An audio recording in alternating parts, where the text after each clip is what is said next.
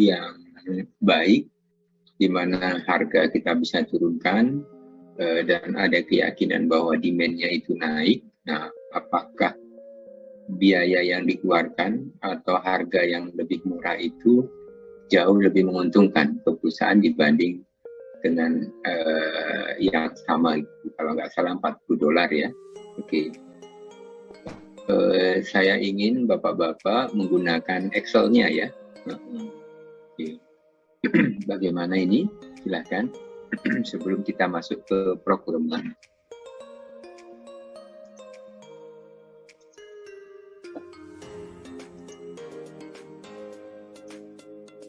Materi procurement-nya juga saya akan kirim ke Pak Febi ya.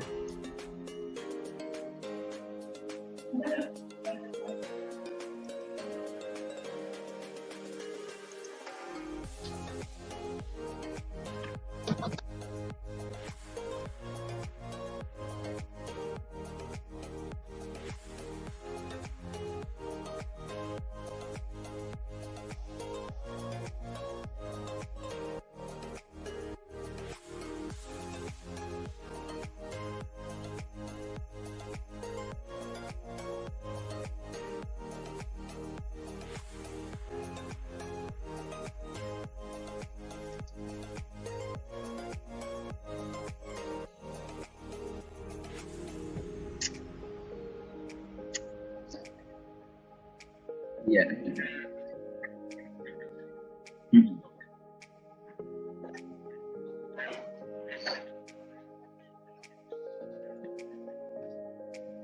Jadi Pak Irfan, silahkan ya. Sekarang mungkin yang utama adalah ini ya,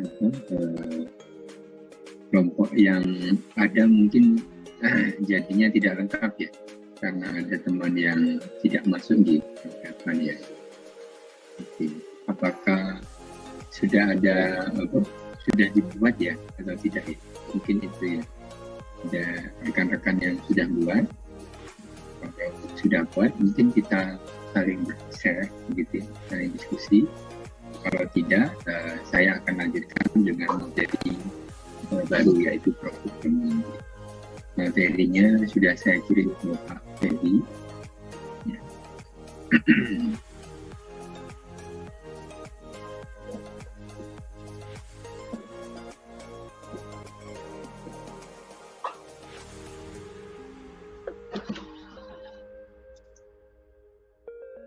Kelihatannya belum siap deh.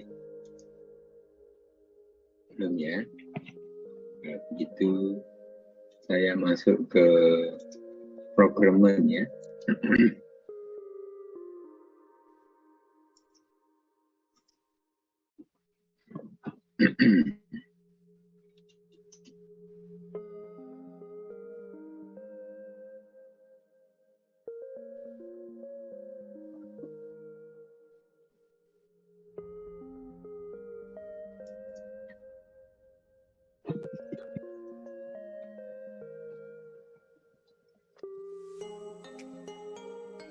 Oke.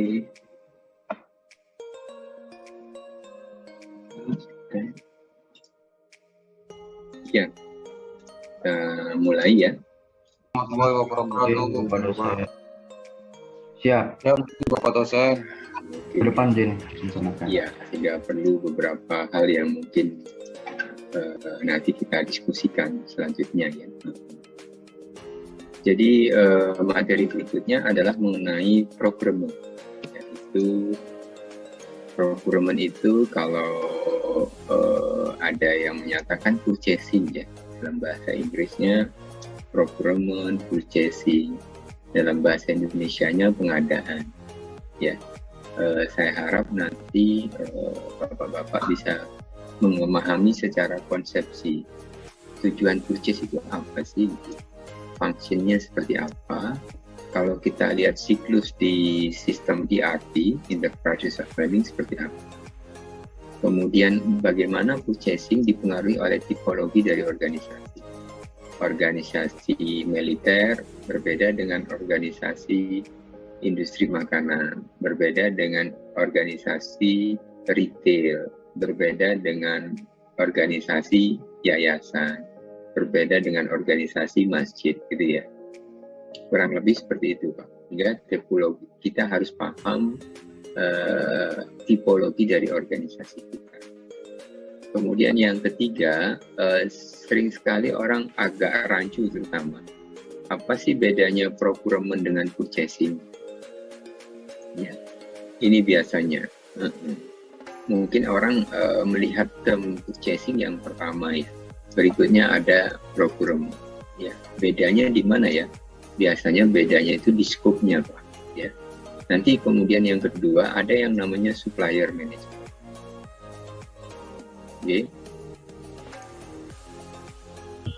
Siap, ada perbedaan yang cukup signifikan di Bapak antara kedua ini tersebut. Ya.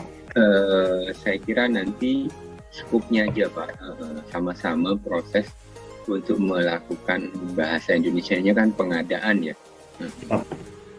Ya, tapi pengadaan itu agak lebih luas procurement-nya dibanding dengan purchasing. Ya. Kemudian yang keempat ini ya tadi skupnya tadi ya, tentu nanti akan lebih fokus kita ke procurement. Berikutnya adalah evolusi perkembangan dari keilmuan purchasing sampai ke procurement. Ya, kita bisa melihat bahwa di awal term purchasing yang dominan, tapi berikutnya orang lebih memilih ke procurement karena skopnya itu lebih luas lagi. Nah, terakhir ada yang namanya supply sourcing strategi. Jadi pengadaan itu bukan lagi dianggap sebagai sesuatu hal yang untuk reguler gitu ya. Tapi sebenarnya pengadaan itu menjadi sebuah strategi untuk memenangkan persaingan. Tanpa adanya kemampuan sourcing yang bagus, maka kemungkinan bersaing itu akan lebih rendah begitu.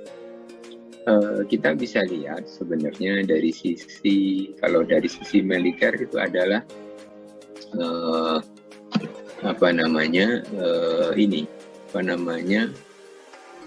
kemampuan kita untuk memastikan persenjataan kita itu kita bisa gunakan. Maka kalau kita berbicara pertempuran atau perang gitu ya, maka sumber daya jadi hal yang penting. Contoh misalkan sumber daya daripada energi, ya begitu pentingnya gas, ya begitu pentingnya minyak, dan bagaimana sebuah negara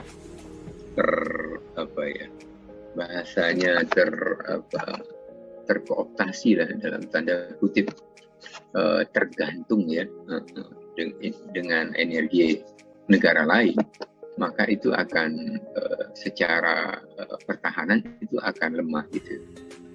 Ya, kita baru tahu mungkin dari sisi konteks di Rusia dan di Ukraina setelah terjadi pertempuran, bagaimana negara-negara Eropa yang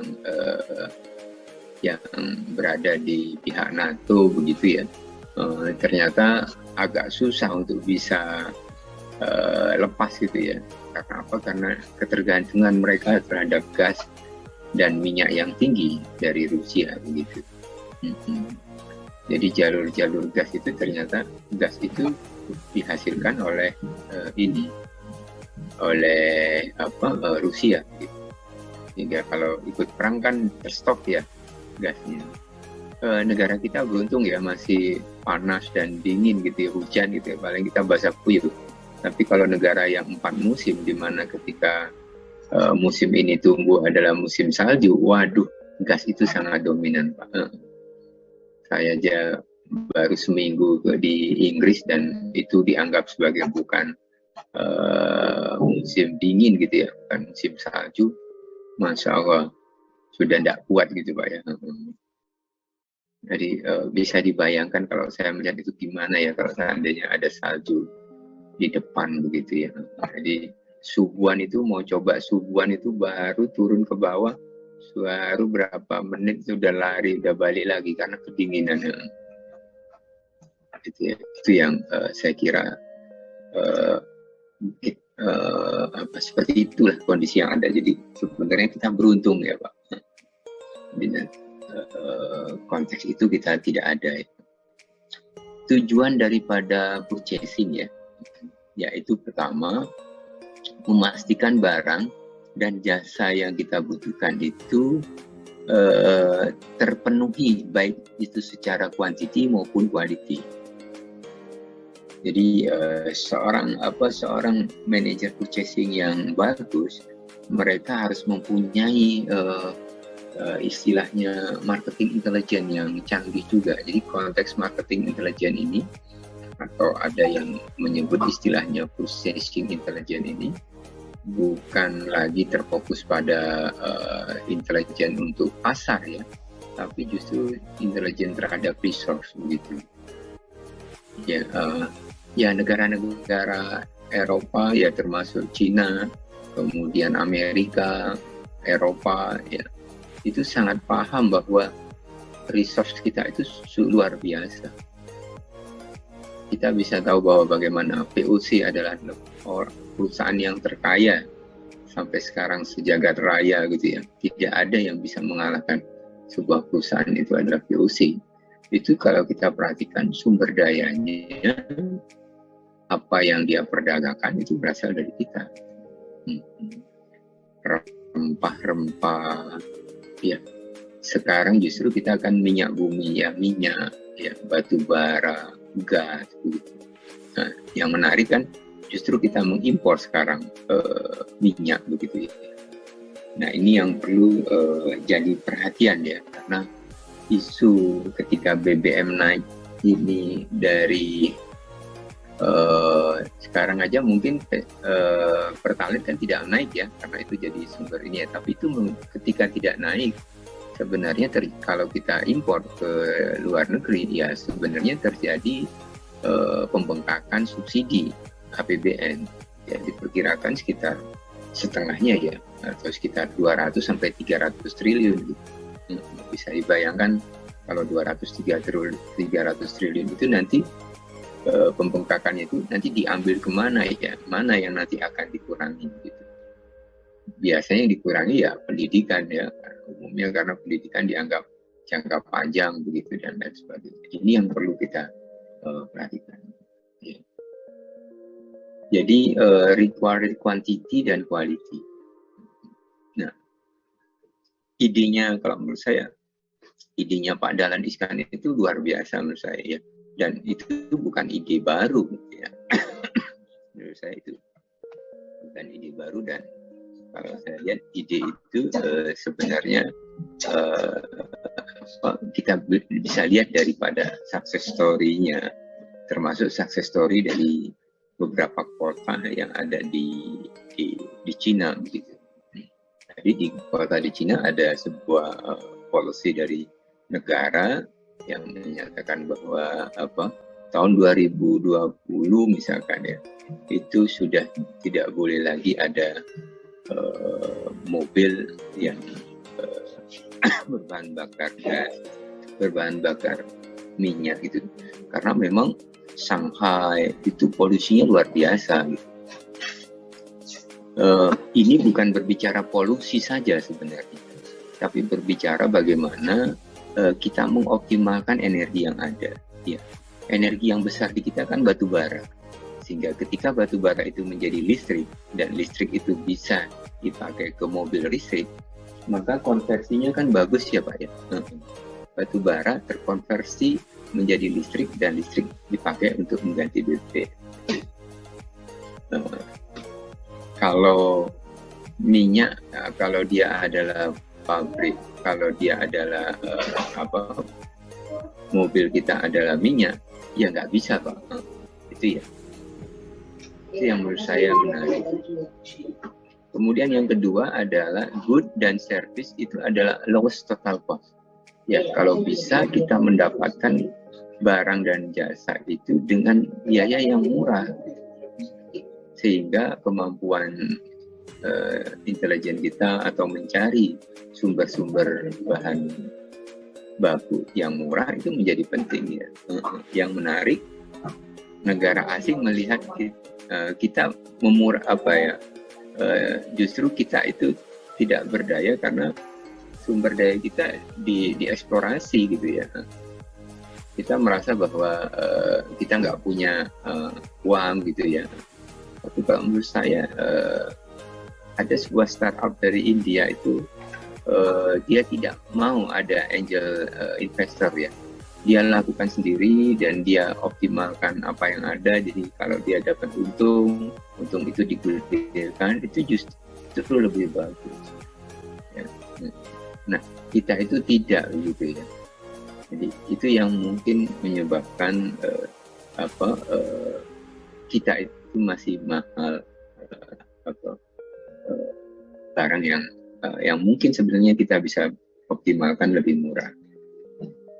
Meyakinkan bahwa best possible service dan prompt delivery by supplier. Kalau kita memilih supplier itu tidak hanya kita lihat dari biaya yang murah. Kalau kita terjebak pada biaya yang murah, maka nanti kemungkinan kita akan dan juga kita terlupa dengan pengiriman, ya nanti barang yang kita butuhkan nanti tidak akan ada gunanya gitu. Mungkin yang paling tepat itu ya ini kadang-kadang kita ini melihat ya ada sesuatu kegiatan yang memang ada masanya gitu. Nah ketika di masa itu kita nggak bisa apa-apa kan repot ya, kita terlambat ya kita akhirnya ini ya, contoh misalkan pernikahan kemudian ingin membuat cincin kawin gitu ya, pernikahannya tanggal 10 tapi ternyata cincin kawinnya baru selesai tanggal 15 ya, kan tidak ada gunanya cincin kawin itu karena kan sebenarnya yang dipakai kan pada tanggal 10 itu gitu. Tanggal 15 nggak pakai cincin kawin tidak masalah. Itu yang kadang-kadang itu yang perlu kita pikirkan ya. Jadi possible service-nya. Apalagi di angkatan ya, kalau terjadi perang ya kebutuhan akan cepat mendapatkan senjata itu jadi hal yang penting. Kemudian developing and maintaining good supplier relationship dan potential supplier. Purchasing yang bagus itu adalah purchasing yang mampu memaintain supplier relationship itu dengan baik dan mengetahui mana supplier-supplier yang potensial. Ini yang agak beda ya pakemnya ya. Ya di antara mindsetnya procurement dengan kadang-kadang purchasing yang hanya dianggap sebagai pengadaan dan sangat tabu seorang perusahaan itu berhubungan dengan supplier gitu. Jadi saya melihat ada mindset yang mungkin berbeda ya. Karena dianggap kalau kita dekat dengan supplier, maka pasti ada sesuatu dengan supplier. Padahal kalau kita dekat dengan supplier, kita bisa tahu secara detail produk-produk baru dari supplier itu dan kemampuan mereka untuk mendeliver. Sehingga kalau relationship-nya bagus, ya kan enak ya Pak Elvan ya. Contoh misalkan kita punya relationship yang bagus dengan teman begitu kan. Kalau kita ada kebutuhan jam 10 malam ya terbentukan ya dengan baik gitu ya. Saya kebetulan pernah dibantu begitu ya ketika saya SIM-nya habis gitu ya. SIM A-nya habis terus susah mencari ini kan. Susah mencari ini card SIM-nya gitu ya waktu itu. Sehingga yang di Surabaya kehabisan begitu. Ya, akhirnya ada teman dari ini membantu ya akhirnya ke Sidoarjo ya bisa ternyata gitu. Itu ya yang kalau nggak itu ya mungkin selama beberapa bulan saya ketar-ketir gitu ya di SIM-nya mati di mana ini kan. Berikutnya adalah menyeleksi produk dan supplier ya yang meminimalkan dampak environmental. Ya, ini kalau sudah dia lower cost-nya sudah kita dapat, delivery-nya sudah cepat, baru kita berpikir green, Pak ya. Baru kita berpikir lingkungan ya, seberapa besar sih dampak lingkungan. Nah, orang mulai sekarang beralih ke sana gitu ya, karena merasa bahwa kalau saya tidak peduli terhadap lingkungan, nanti kita sendiri kesusahan ya. Contoh misalkan sampah plastik ya, hati-hati, kita termasuk negara kedua atau ketiga ya yang memiliki sampah plastik yang tinggi gitu. Nah, ini bagaimana ya caranya mengurangi sampah plastik itu? Ya. Fungsi daripada purchasing pertama adalah menentukan purchasing specification seperti right quality, right quantity, right delivery, ya, waktu dan tempat, ya, menyeleksi supplier, ya, right source gitu, ya, kemudian melakukan negosiasi term and condition dari purchase, namanya right price, ya, price, ya, kemudian issuing and administration of purchase order dan agreement.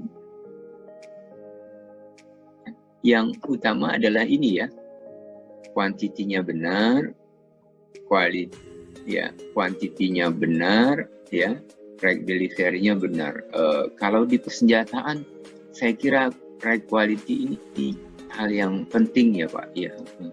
Jadi menyeleksi supplier itu perlu hati-hati gitu ya, karena persenjataan dengan konteks produk yang di beberapa satu negara dengan negara yang lain itu punya kualitas yang berbeda. Kita kadang-kadang jangan terjebak pada misalkan ini bisa meluncur sampai 50 km gitu ya. Ya bisa aja ditulis 50 km tapi 10 km dia sudah turun gitu. Itu yang harus hati-hati Pak. Saya kira itu ya, kita jangan terjebak pada kemasan saja ya. Kita jangan terjebak pada spesifikasi yang ada di dokumen, tapi kita harus pastikan yang ada ya. Beberapa perusahaan yang memang membeli sebuah barang misalkan chemical, mereka melakukan testing dulu Pak, apakah benar ininya. Kalau chemical yang ada di kimia itu ternyata brand itu memiliki kualitas yang berbeda, sehingga hasil daripada percobaannya itu juga berbeda Pak. Sehingga kalau di kita itu harus dituliskan reagentnya merek apa, ini merek apa.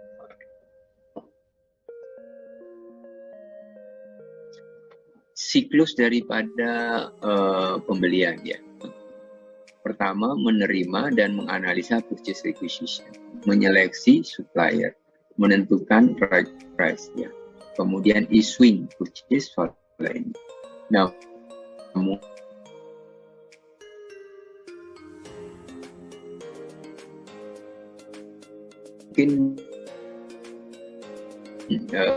saya ingin di misalkan Pak gitu ya, atau Pak Gilar bekerja di Angkatan Udara gitu ya, ya seperti apa ya di purchasing-nya, monggo ya.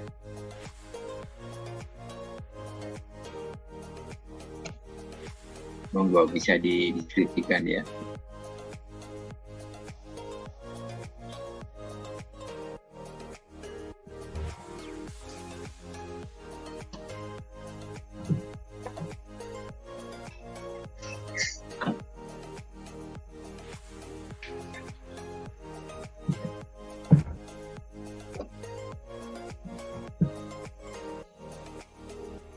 Mohon izin Bapak. Silakan Pak. Bapak Sudarjanto mungkin izin sharing kemudian menjawab juga Bapak. Kalau dari Angkatan Laut sendiri, menurut pendapat kami pribadi, yang pertama harus dilakukan mungkin menimbang anggaran yang tersedia di tahun itu khususnya Bapak. Setelah kita melihat anggaran yang tersedia, kita mungkin bisa melihat alutsista apa yang akan kita beli Bapak. Contoh mungkin dalam hal persenjataan. Apabila kita sudah melaksanakan perhitungan, kemudian kita lihat ada kapal atau KRI yang mungkin persenjataannya harus diganti, kita juga harus melihat spek dari kapal itu Bapak, cocok tidaknya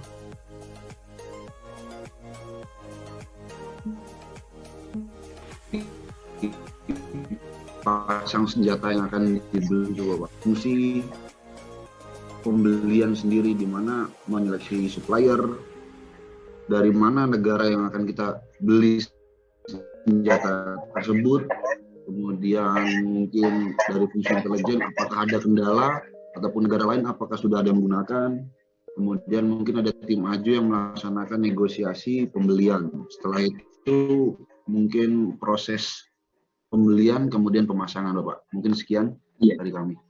Makasih Pak Indra.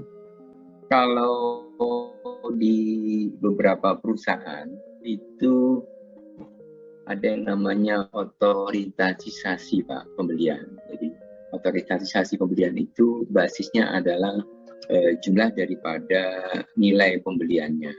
Ya, misalkan nilai pembeliannya itu adalah 15 miliar ke atas, nah itu harus disetujui atau ditentukan oleh direksi, gitu ya, sehingga proses pengadaan itu, penentuan suppliernya itu dilakukan oleh direksi.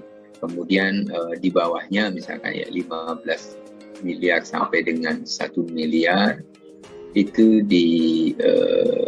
ditentukan oleh manajer purchasing-nya, ya, sehingga direksi hanya asisi saja ya. Kemudian berikutnya kalau 1 miliar ke bawah itu yang bagian divisinya lah atau bagian purchaser-nya. Apakah di angkatan laut itu atau di angkatan udara itu ada proses, ada otorisasi pembagian seperti itu gitu?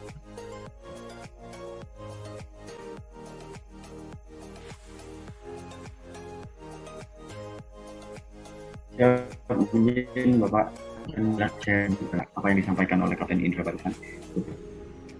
Itu yang dikatakan Kapten Indra bahwa mungkin secara garis besar semua bentuk purchasing kita tuh harus tepat sasaran dan tepat guna gitu Bapak.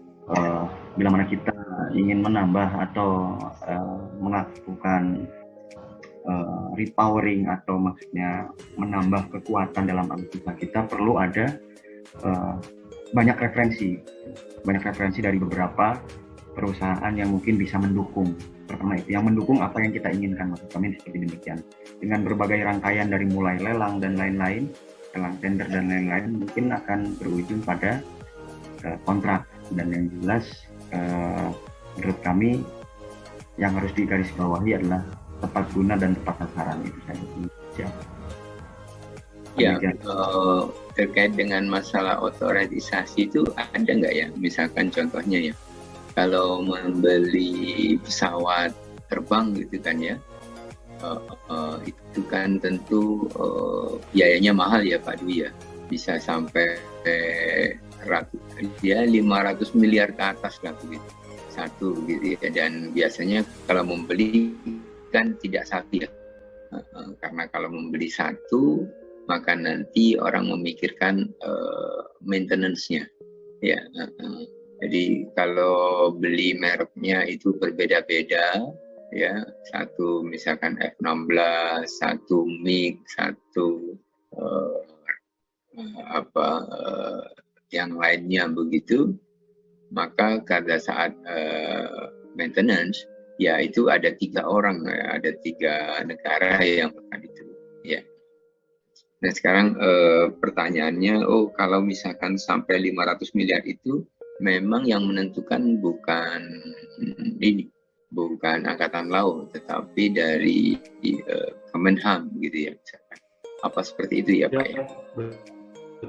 Betul Pak, untuk anggaran pengadaan alutsista, terutama alutsista yang mahal ini kita sebutnya alutsista strategis Pak, seperti pesawat tempur, selam, kapal perang maupun alutsista yang lain, dan juga alutsista biasa seperti senjata senapan atau pistol.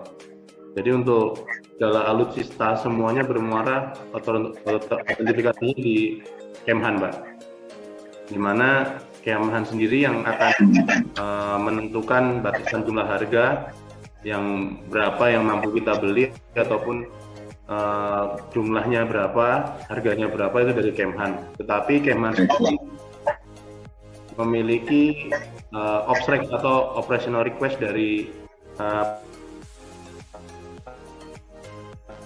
user nanti akan diverifikasi oleh mereka.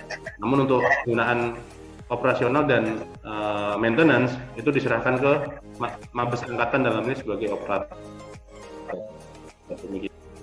Iya, iya. Saya kira itu sesuatu hal yang common ya Pak ya, karena beberapa di perusahaan petrokimia yang saya pernah perhatikan itu mereka juga sampai yang menentukan itu adalah direksi ya.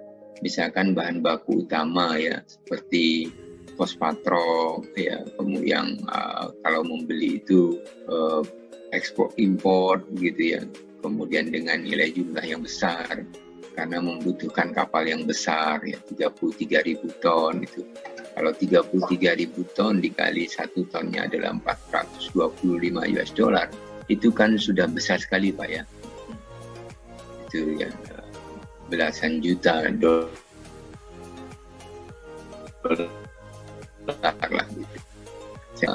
Hal yang tadi disebut dengan persenjataan strategis ya, itu memang pihak direksi lah atau pihak Menkenham lah ya, juga yang punya peranan untuk itu ya. Tentu kalau kita membeli ya perlu konfirmasi kepada pemakainya, kepada usernya. Ya sama juga di pabrik begitu, apakah fosfatro ini sudah yang dari Jordan misalkan sudah sesuai nggak, itu nanti diuji, oh ya ini sesuai, sudah bagus untuk ini. Kalau yang ini di ambang bawah gitu Pak, nanti produknya nggak bagus gitu ya. Nah hal-hal seperti itu ya yang terjadi di beberapa perusahaan. Oke, saya bisa lanjut ya Pak ya? Siapa Bapak? Ya. Ya, kalau ini siklusnya Pak ya. Jadi kalau kita lihat ya dari satu ya, setelah menerima dan menganalisa PR, purchase requisition dari user ya, maka dilakukan penyeleksian. Itu dia. Setelah menyeleksi supplier, maka ditentukan suppliernya itu menang, mana menentukan harganya ya. Oke, harganya gimana? Berikutnya dari harga itu kemudian dilakukan purchase order ya, sudah terpilih yang menang adalah supplier B, yang A dan C-nya kalah ya. Maka ini menentukan yang namanya 4 PO ya, PO dan agreement. Di sini dari sisi kualitas, dari sisi harga kompetitif ya, cukup kompetitif, maka supplier B yang dipilih gitu ya. Berikutnya ini masuk ke 5 Pak ya, menentukan kapan pengirimannya dilakukan. Kemudian setelah dikirim, proses penerimaan ya, setelah itu baru dibayar. Jadi kalau di kita itu di BUMN, di PT NBH itu adalah barang diterima dulu baru kita bayar gitu. Ya, padahal mungkin kalau secara bisnis ada yang harus ini dulu, indent dulu ya, atau ada yang harus bayar down payment dulu. Berikutnya adalah keterkaitan purchasing ini atau procurement ini adalah lebih tepat ke sales, ke supplier. Ya, ini itu dia. Jadi ini ya, kita lebih tepatnya ke supplier. Itu ya, itu yang menurut saya penting ya.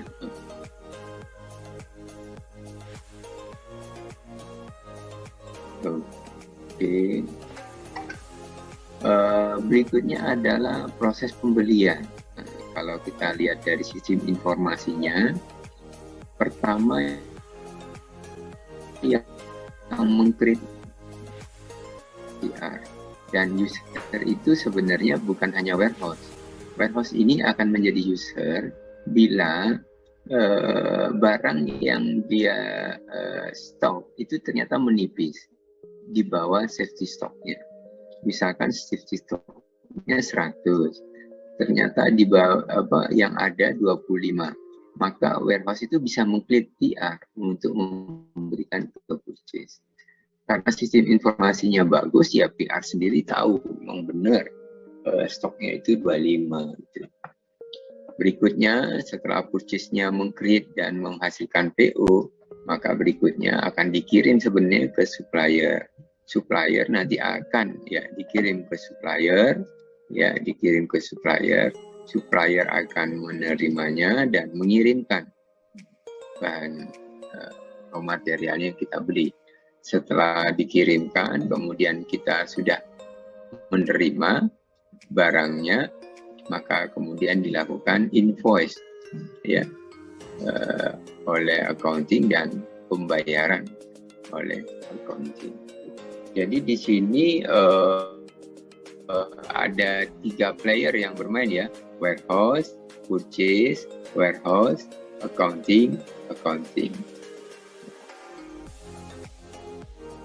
Ini saya kira penting untuk kita pahami ya, tipologi daripada perusahaan organisasi. Sekarang saya tanya, militer di mana ya Pak ya?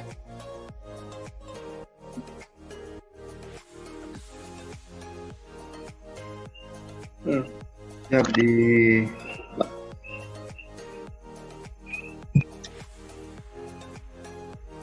monggo dibaca dulu.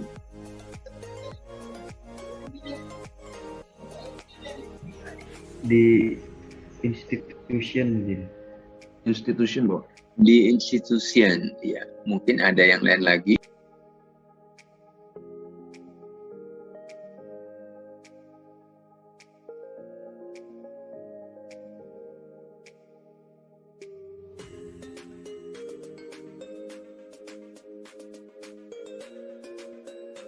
Siap, institution. Ada lagi, silakan. Selain institution, ada lagi?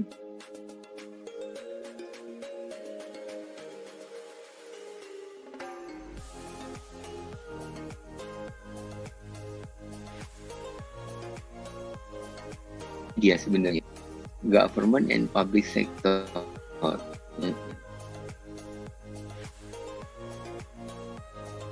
Tapi kita itu adalah membeli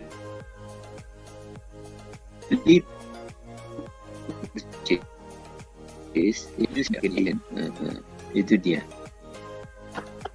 Jadi kita bukan meresell atau menjual kembali ya, tapi kita menggunakan ya, terutama senjata kan tidak kita setelah beli kan kita gunakan gitu ya. Jadi dia arahnya ke public utilities.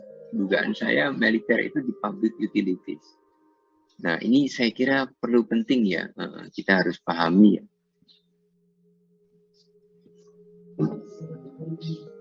Ada pertanyaan?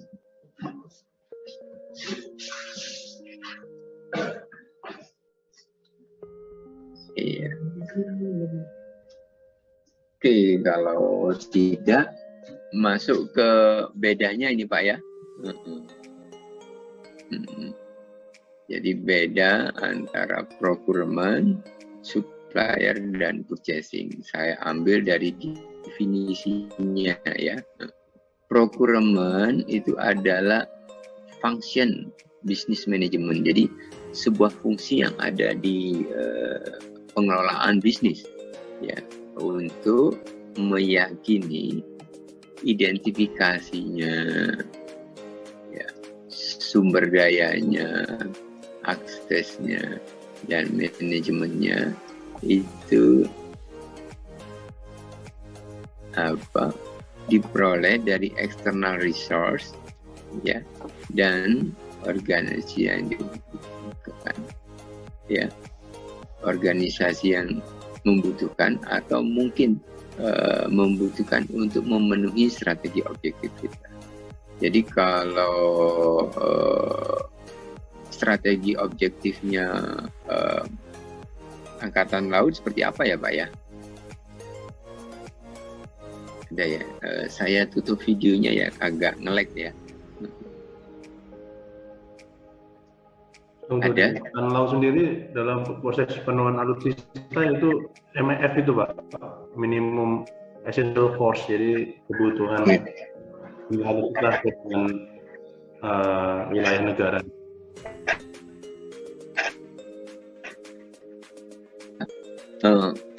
Kalau kita perlu memahami, membedakan antara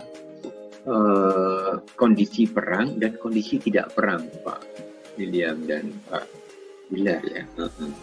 Itu penting sekali. Ya, kalau sudah kondisi pertempuran atau terjadi peperangan, maka tujuannya itu sudah jelas sebenarnya. Bagaimana memenangkan pertempuran atau peperangan dengan waktu yang sesingkat-singkatnya. Ya, kita mungkin bisa berdiskusi ya mengenai perang Rusia dan Ukraina. Gitu ya. Kalau menurut Pak Haji Mulyono, kalau yang menang siapa ya Pak ya, kurang lebih kan gitu ya. Bahasanya yang paling punya kekuatan besar siapa sih? Rusia Bapak. Rusia atau ke Ukraina? Iya, Rusia jelas. Bapak. Betul. Kita sangat yakin bahwa Rusia lebih besar daripada Ukraina, baik ya terutama dari persenjataan dan lain sebagainya. Sehingga kalau perang ya pasti menang gitu ya. Hanya yang mungkin dipikirkan oleh mereka itu adalah strategi objeknya itu mungkin ada dua gitu. Bagaimana menang perang dengan waktu yang cepat gitu dia. Itu belajar sejarah dari perang Timur Tengah ya, yang panjang, kemudian perang Timur Tengah tapi apa ya, pakai apa itu ya, saya lupa. Ya, kurang lebih seperti itu. Okay? Berikutnya adalah procurement ini adalah proaktif dia. Jadi nggak bisa pasif. Justru orang-orang procurement itu menawarkan kepada bagian usernya ini.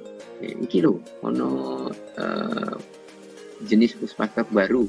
Ya, setelah kita lihat itu harganya murah, tapi justru spesimennya tinggi gitu. Ya sudah, kalau gitu kita beli gitu ya, putus ke sana. Apakah benar seperti itu? Itu yang pertama ya, procurement itu adalah proaktif. Kemudian procurement itu adalah mengelola supply chain risk-nya, ya, resikonya melalui effective decision contract, cost dan price model, quality dan essential supply chain karakteristik. Ya, jadi ini sudah ke pengelolaan yang tidak berbasis pada produk gitu ya. Berikutnya adalah purchasing ya. Saya masuk ke purchasing saja, adalah term yang digunakan pada industri ya, dalam industri dan manajemen untuk mendenot function ya dan responsibility for procuring material, supplier and service. Jadi bagaimana untuk melakukan tanggung jawab dalam proses pembelian material saja gitu. Tidak ada mungkin konteks yang baru ya.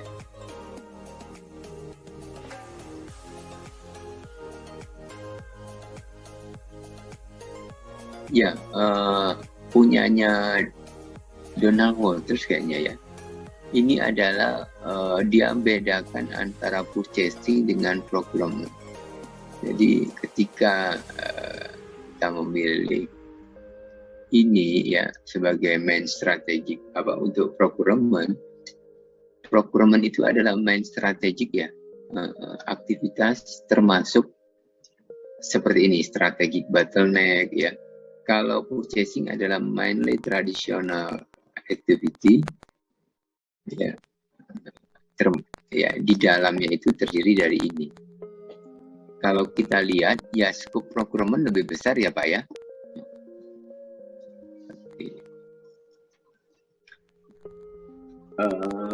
Berikutnya adalah contoh atau analisis kalau pembelian itu reaktif dan proaktif itu. Ya, kadang-kadang kita hidup ini reaktif sebenarnya Pak. Kita membeli kalau ada diskon gitu ya. Kita membeli kalau kita ingat bahwa yang di depan saya beli ini, saya kok nggak beli ya, padahal sudah rencananya itu seminggu lalu gitu. Nah, itu konteksnya dia itu reaktif gitu. Ya. Baru akan berjalan bila cost centernya ya. Sedangkan kalau ini adalah penambahan value saja. Jadi justru cost centernya yang diperhatikan, biayanya saja yang diperhatikan. Sedangkan kalau ini adalah value-nya. Nggak apa-apa mahal, tapi memang orang kaya beli itu banyak. Gitu. Oke, ada pertanyaan? Ya, belum Bapak. Silakan. Belum ada ya? Berikutnya ini adalah evolusi daripada purchasing Pak. Menuju ke procurement, dari purchasing ke procurement. Jadi periode pertama adalah early years. Ya. Kemudian yang kedua adalah growth of procurement fundamental. Tahunnya adalah 1939, kemudian namanya Perang Dunia Pertama ya, Perang Dunia Kedua ini ya, 1940, 1946, kemudian 5 years disebut, kemudian ada yang namanya material management ya, berikutnya ada global material management, dan terakhir ada integrasi antara para player atau function di supply chain management ini. Itu ya.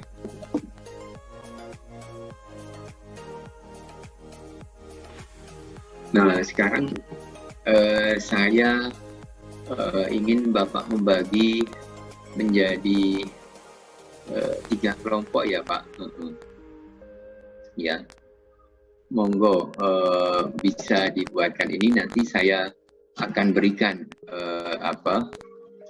bahannya Pak ya untuk melakukan diskusi.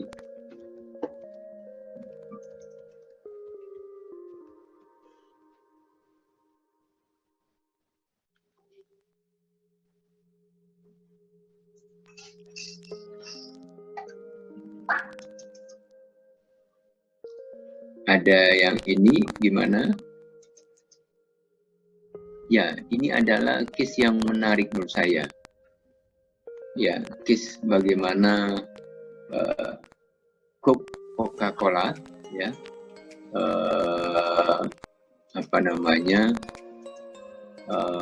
ini, ya, bekerja sama, growing together, itu dengan McDonald, gitu. Ya, jadi ini adalah collaboration di mana McDonald mempurchase ke Coke gitu ya, untuk air minum sodanya.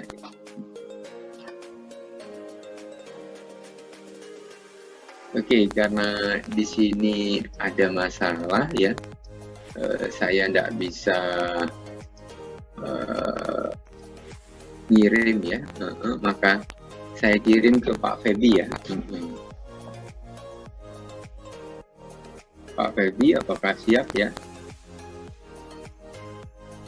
Ya Bapak. Mohon bisa memberi nama ini ya, memberi nama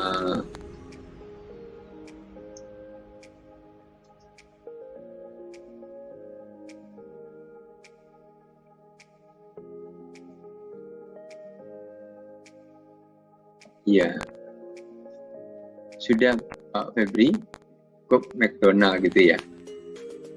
Udah Bapak. Iya, tolong kelompoknya ya, karena saya akan membuat break Siap. room Siap. supaya nanti bisa. Oh, di sini nggak ada break roomnya ya Pak ya? Mungkin saya bisa dijadikan co-host Pak. Nanti kita.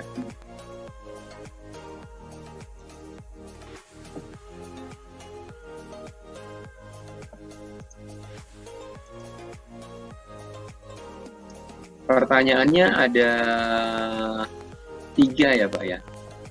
Apa yang dilakukan oleh mereka berdua, Cook dan McDonald? Kemudian uraikan keuntungan individu. Cook itu untungnya bagaimana, McDonald itu untungnya bagaimana ketika mereka melakukan kerjasama bersama tahun 1955 gitu. Kemudian yang ketiga, jenis atau level strategi apa yang dipilih oleh mereka. Ya, oke.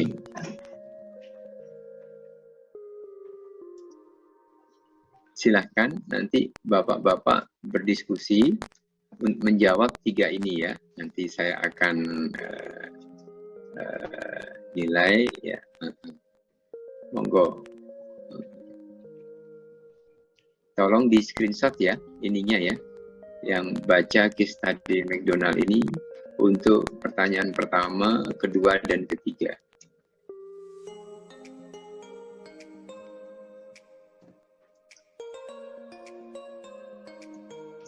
Izin Bapak, izin bertanya. Iya, monggo.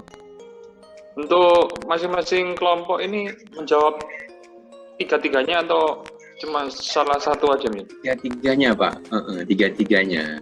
Nanti kita diskusikan bersama ya. Bisa jadi salah ada persepsi yang berbeda atau ada opini yang berbeda ya. Oke, saya bagi menjadi 3 kelompok ya.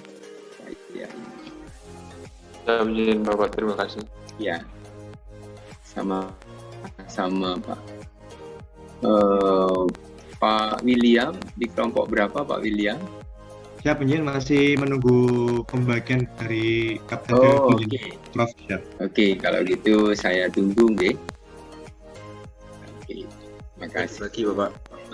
Kalau ada kelompoknya yang kemarin, tidak apa-apa ya. Pakai kelompok itu. Kalau ada 3 kelompok atau 4 kelompok, silakan ya Pak Febri atau ketua kelasnya ya.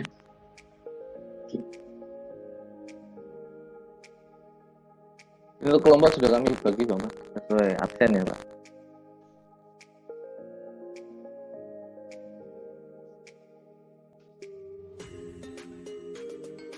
Iya, saya sudah tahu ya.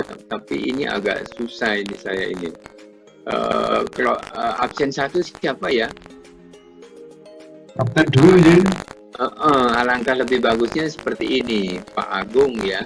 Misalkan absennya 4 gitu, ya ditulis saja 1 Agung Suhendra gitu. Jadi saya enak nanti memasukkannya. Gitu ya. Kemudian Pak Zun Basor absensinya 11 ya, berarti kelompok 2 ya. 2 Zun Basor gitu. Di rename aja ya namanya itu ya. Siap, izin Bapak, mohon waktu. Jadi mungkin bukan 10 Pak Efran, langsung aja masuk 1 gitu aja gitu, supaya nanti enak saya ini kan. Jadi kalau ditulis 1 titik sekian nanti langsung terurut dia Pak.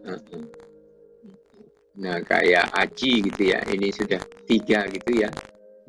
Jadi saya enak nanti masukkan ke room 3 gitu. Jangan absennya ya Pak ya. Jangan absennya tapi kelompoknya seperti Pak Zun Basor ya. Ini kan 4 ya, itu kan kelompok 1 ya Pak Zun. Bukan absen 4 sih ya. Tapi 1 Zun Basor gitu. Alfian Wardana ini kelompok 1 ya. Udah cukup gitu gitu. Kelompok 3-nya cukup banyak sekarang. ya. Saya lihat ada Pak Agung, ada Pak Ardi, ada Pak Haji Mulyono, ya. Kelompok 1 ditambah lagi Kapten Dwi, Litrai, Zumbasar, ya. Oke, yang 15 ini kayaknya keliru ya Pak ya, itu kelompok 3 ya, Pak Gilar. Ya Bapak, izin. Iya, kayaknya keliru.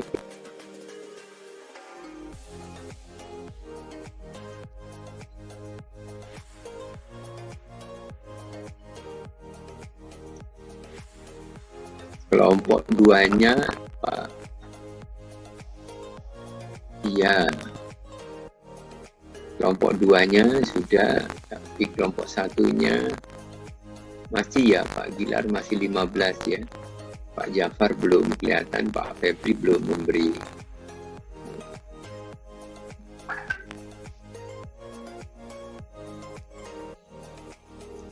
Oke, berikutnya saya berikan ke Pak Febri ya. Pak Febri, tolong dibantu untuk ngirim ininya. Kalau bisa masing-masing anggota apa di satu kelompoknya bisa kirim ke WA saya juga bisa ya. Pak Gila. Untuk jawabannya atau bagaimana Bang? Nanti saya kirimkan ininya ya. Ini yang jadi masalah, saya tuh nggak bisa di chat ngirim ini ya. Coba ya, pakai caranya gimana ini. Kayaknya drop nggak bisa ini. Jadi memang harus ini, insert ya. Monggo ya, silahkan. Yang lainnya masih belum ya.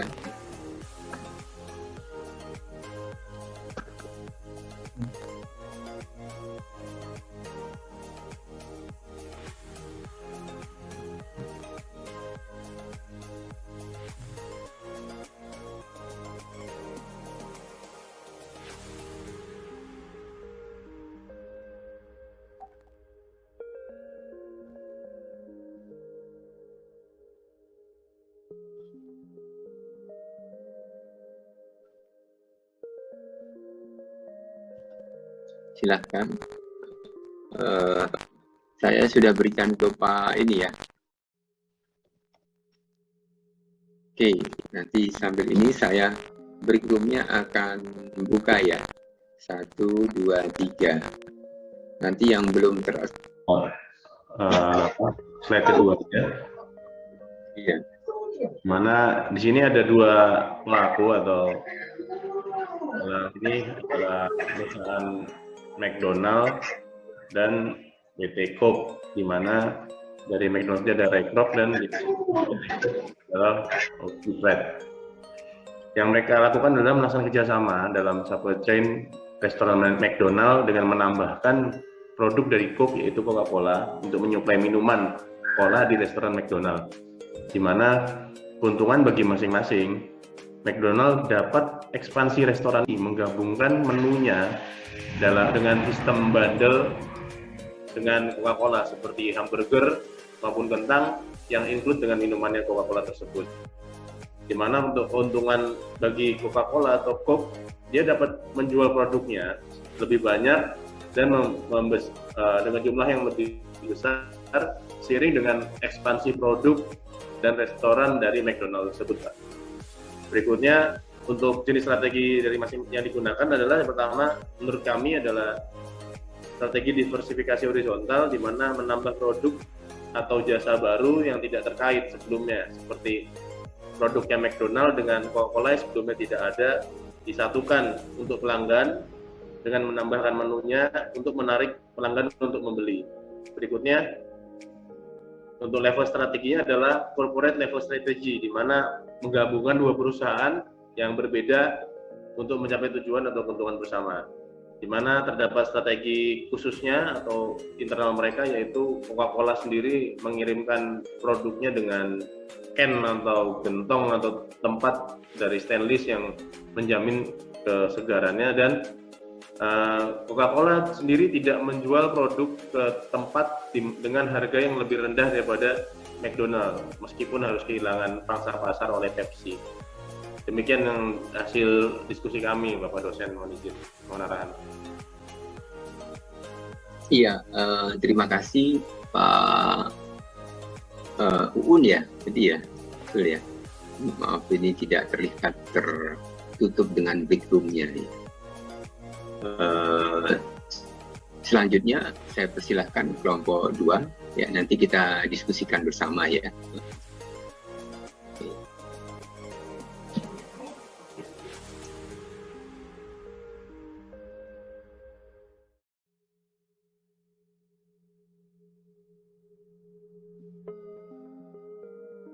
Baik, terima kasih.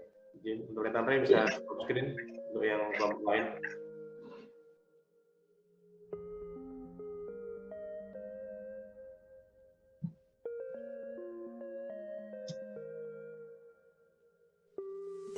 Masih belum bisa stop screen, belum bisa share screen, masih ada yang stop screen.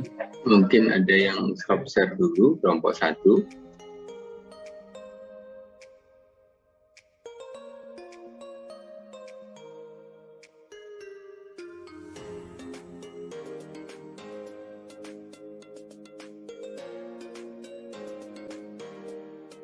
Retan Ray.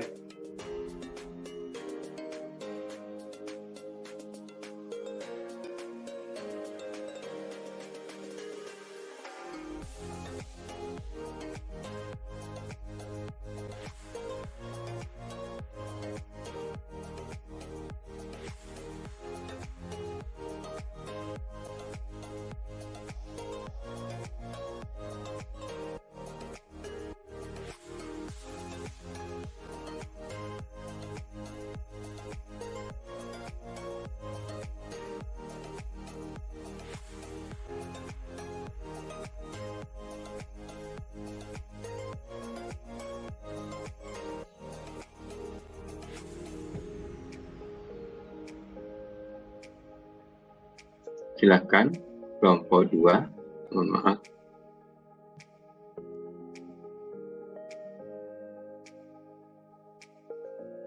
Mohon izin, kami dari perwakilan kelompok 2, Bapak. Silakan Bapak. Mungkin tentang membahas hubungan antara McDonald dan kemudian Coca-Cola.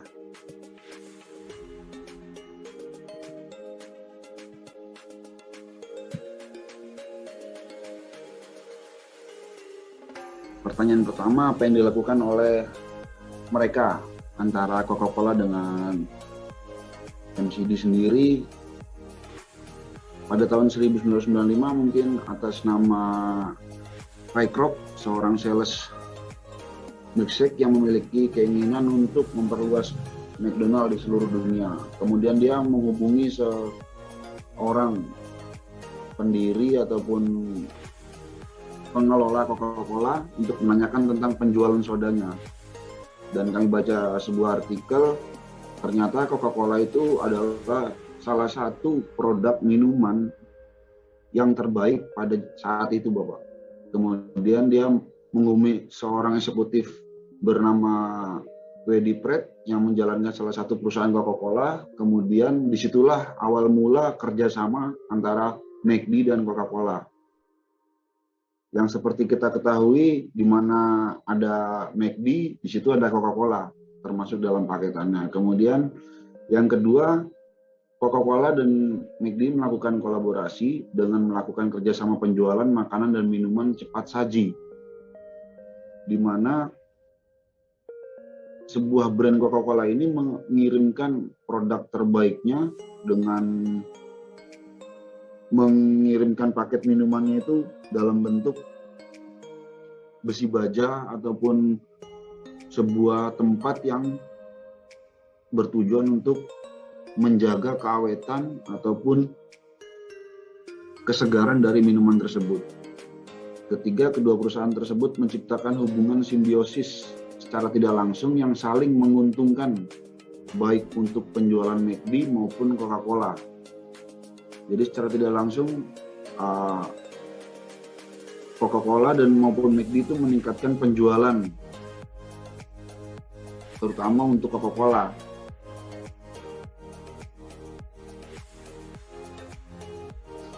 Pertanyaan kedua, keuntungan baik individu dari McD maupun Coca-Cola.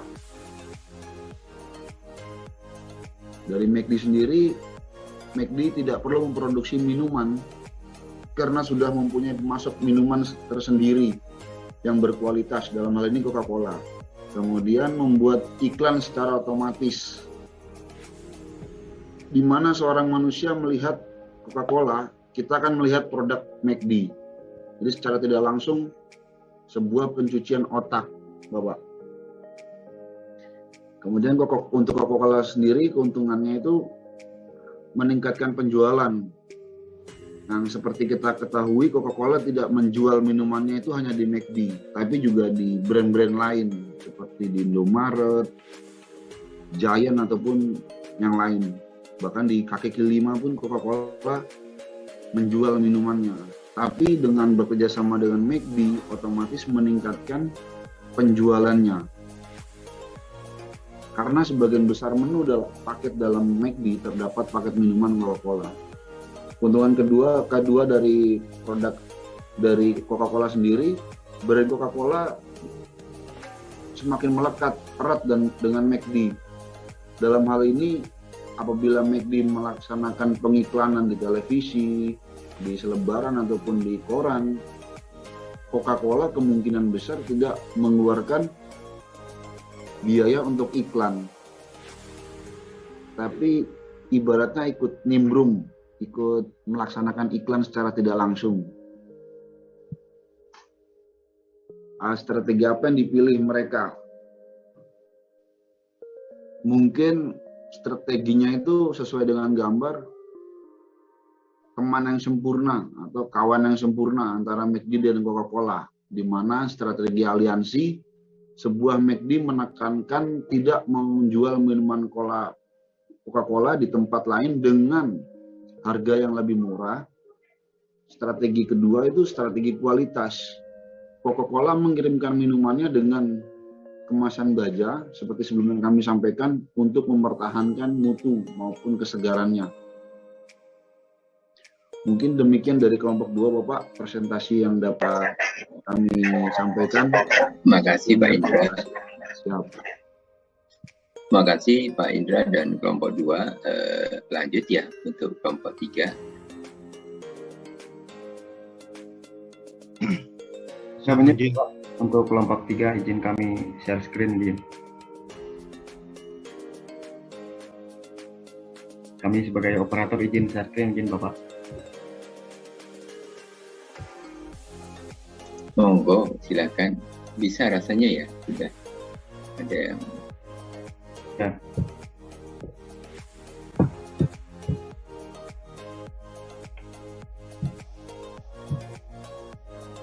Baik, selamat siang Unjin, Prof. Beserta rekan-rekan mahasiswa TMI yang kami banggakan. Izinkan kami Kapten Laut William, perwakilan dari kelompok 3 untuk memaparkan hasil diskusi kelompok 3 mengenai Growing Together since 1955, Coke and McDonald's. Lanjut. Apa yang dilakukan oleh mereka berdua? Di sini kelompok 3 mengambil kesimpulan bahwa mereka berdua, Coca-Cola dan McDonald, melaksanakan kerjasama untuk meningkatkan dan mengembangkan bisnis mereka dengan cara membuat beberapa bentuk bundling produk paket yang menjadikan ciri khas mereka sebagai strategi penjualan, serta secara tidak langsung akan membuat aliran supply chain mereka juga bekerja sama atau terintegrasi dengan baik. Jadi itu yang dilakukan oleh mereka. Lanjut.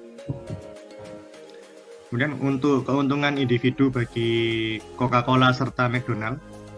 Dari sisi McDonald tidak perlu menyiapkan produk minuman dikarenakan mendapatkan vendor yang tetap, yaitu Coca-Cola.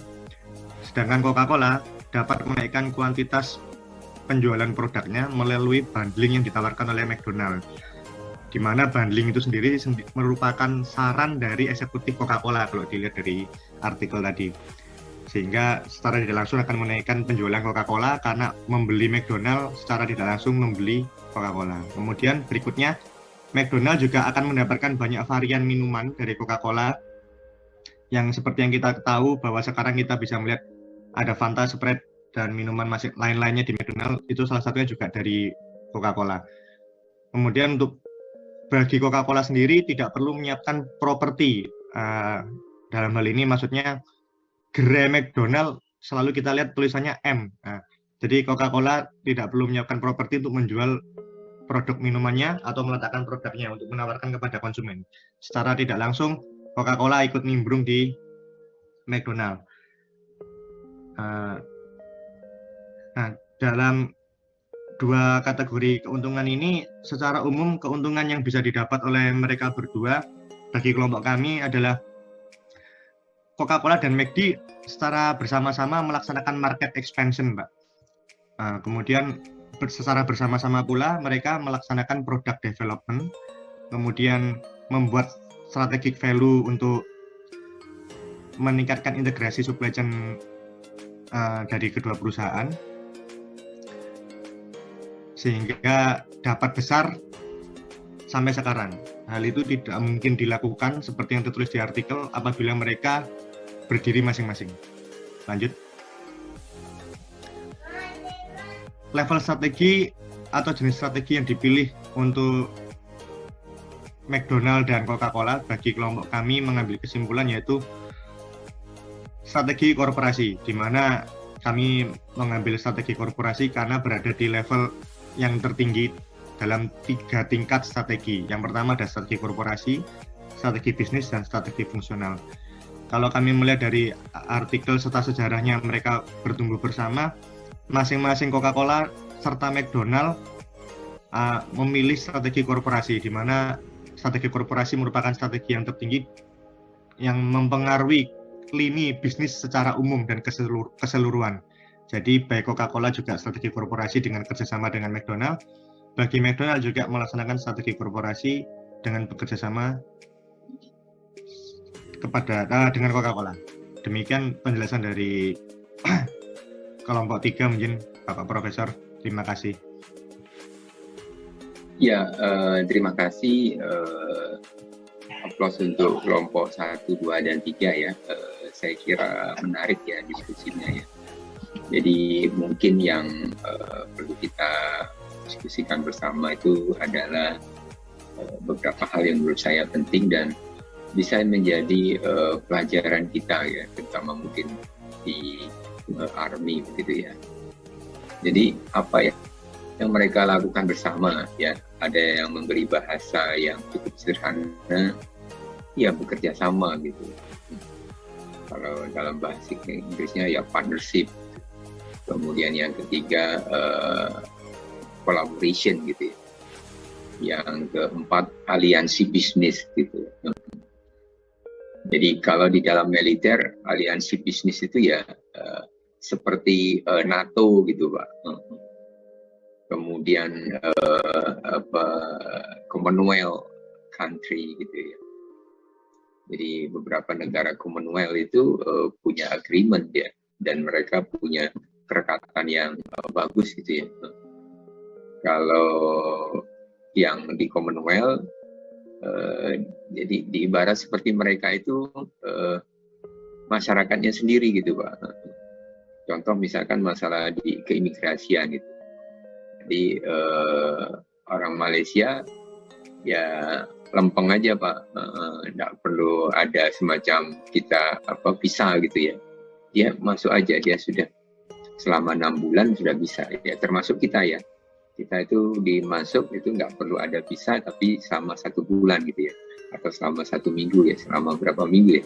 Rasanya sebulan kok diperbolehkan. Tapi ada yang kalau di Commonwealth itu 6 bulan itu ya. Ya. Aliansi juga sama di dalam militer ya, NATO, kemudian Pakta Warsawa, tapi karena Soviet sudah nggak ada ya kurang kuat gitu ya. Tapi mereka sebenarnya ada aliansinya. Itu yang McDonald dan Coke lakukan, Coca-Cola lakukan. apa yang kita bisa lihat dari individu keuntungan Coca-Cola dan keuntungan McDonald. Tentu keuntungan individu akan pasti ada, karena kalau tidak ada keuntungan individu ya nggak ngapain kita kerjasama gitu ya. Indonesia mau melakukan kerjasama dengan negara lain, kalau kita nggak dapat keuntungan ya ngapain gitu. Jadi tempatkanlah dalam konteks kita bekerja sama itu untuk kepentingan negara kan gitu ya. Karena kepentingan negara yang harus kita utamakan, sehingga kalau kepentingan negara itu kita utamakan, maka ketahanan nasional itu akan lebih dikedepankan. Keuntungannya kelompok 1 saya lihat cukup bagus ya, kelompok 2 dan 3 juga relatif bagus ya. Kelompok 1 menyatakan bahwa atau kelompok lainnya itu menyatakan bahwa karena ada strategi aliansi bisnis itu, ketika McDonald melakukan ekspansi ke luar negeri atau ke suatu daerah, mereka sudah menginformasikan ke Coca-Cola, saya ada planning untuk membuat gerai baru di Indonesia sebanyak 5 unit. Ada di Jakarta 3, di Surabaya 1, dan di Bandung 1 gitu ya. Maka Coca-Cola itu akan berupaya untuk memenuhi itu dia. Maka Coca-Cola akan memiliki pasar baru kan, yang sebelumnya McDonald tidak ada di Indonesia, sekarang McDonald masuk, maka pasarnya baru McDonald dia create. Itu yang ya. Kemudian yang terjadi kalau McDonald fokus pada marketingnya gitu ya. Mereka melakukan bandlit, ada istilahnya bandlit gitu ya. Mungkin ada yang pernah lihat ya, atau pernah membeli ya. Ada yang pernah membeli mungkin? Ya, yang McDonald, kemudian ini, atau ada Jurassic Park. Itu yang membuat sesuatu hal yang baru ya. Jadi bagaimana McDonald itu bekerja sama dengan Coca-Cola untuk melakukan ini.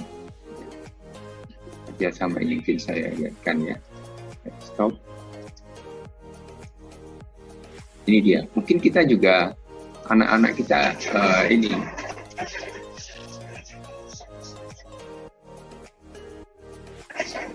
Iya.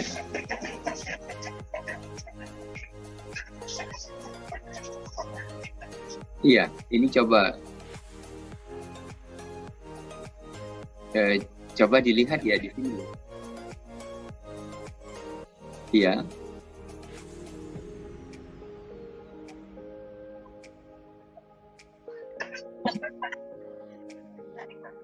Oh, 15.10 bukan 15.30 nggih. Nggih. Terima kasih nih. Saya kira 15.30 sehingga saya tutup 15 ini ya. Ini dulu ya. Mungkin perhatikan yang ini ya. Yang ini ya. Coba ya. Nah, ini dia. Perhatikan yang ini ya. Ternyata kemasannya itu juga dilakukan. Jadi Jurassic Park itu bukan hanya kemasan di McDonald-nya ya, tetapi di Coca-Cola juga ada. Ini ya. Itu yang namanya konsep bandlit ya. Dan pemasarannya bersama. Ya. Nanti minggu depan ya. Kita lanjutkan ya, masih ada lagi yang sebenarnya level ya, level daripada purchasing itu. Apakah level purchasing kita atau procurement kita itu sudah sampai di supportive ataukah sudah sampai di integratif ya. Nah, konteks McDonald ini dia sudah masuk di integrasi ya, karena dia sudah terintegrasi dengan buyers-nya atau dengan McDonald-nya, gitu ya. Jadi, saya Mungkin, kira Bapak. benar ya, itu adalah strateginya adalah strategi bisnis ya, atau strategi korporasi.